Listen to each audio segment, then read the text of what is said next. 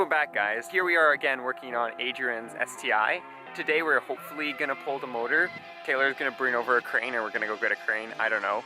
And we're gonna hopefully get the motor out of this STi. Taylor is now here with pizza and engine hoist so we can get the engine out. So we just gotta lift this out, and I think everyone's pretty much prepped to get it out. What's holding us back right now is the O2 sensor right now. We couldn't get it out because it's super tight fit in there, and the shielding can't come out because you need to take out the O2 sensor. So we're kind of having an issue there. But I think we might just pry the engine out and it'll come out. So pretty much the only thing left is the transmission, I think. Which, how many bolts are there? 6, 8? Oh, well, we'll figure it out. As you can probably tell, it's got a lot more darker. The dusk is real. As you can probably tell, it's got a lot darker and the engine still isn't out. So we ran into a really big problem. So I got the starter out and we've undid a lot of the bell housing bolts, but the problem is... I got the starter out, we got everything else out. No.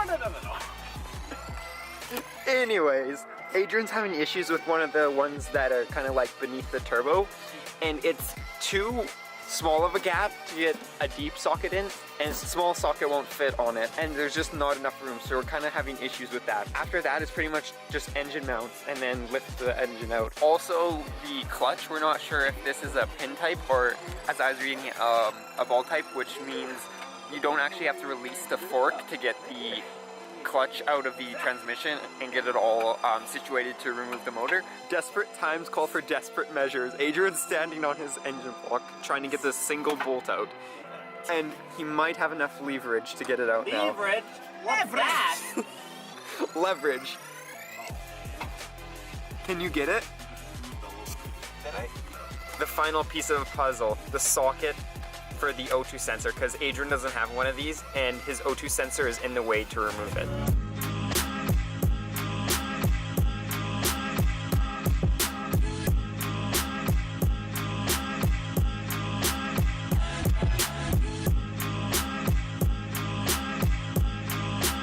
Hopefully Taylor saves a day with his O2 socket and we can get this engine out. So this is the final piece of the puzzle. Everything else is off, or at least I hope is off, and we should be able to take it off. We just gotta take off the O2 sensor.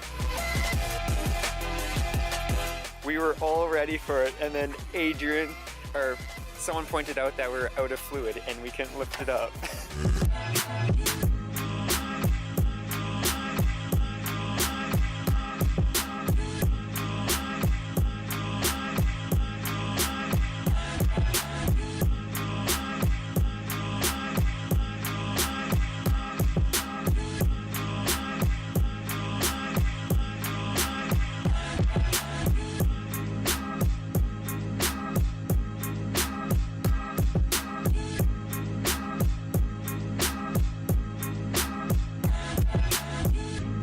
We were defeated by the Subaru once again. We couldn't separate the transmission from the engine, and both me and Adrian have school tomorrow, so we decided to call it a night.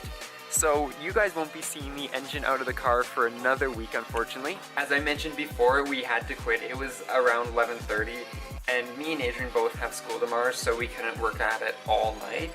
The problem was we couldn't get the transmission separated from the engine itself. We're not quite sure why. We'll probably figure out once we get it, but my guess is it's just really heat soaked on and really rusted on because it maybe never been pulled before. What we were doing was lifting it up and then setting the transmission on a block and then trying to wiggle the engine off it, and we got about a couple papers thick of gap, so it was separating. It just wasn't separating enough to get anything in between. But definitely, I promise you guys, next week we will have Adrian's motor out and we will hopefully figure out why his engine is the way it is.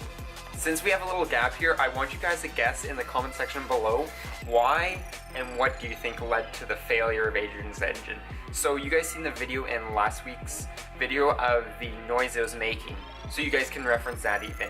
But I want you guys to guess and see what it was. So next week when we pull the motor, we'll see exactly why and see who was the closest. I'm gonna go off to bed. I have an early morning tomorrow morning. So until next time, peace out and stay humble.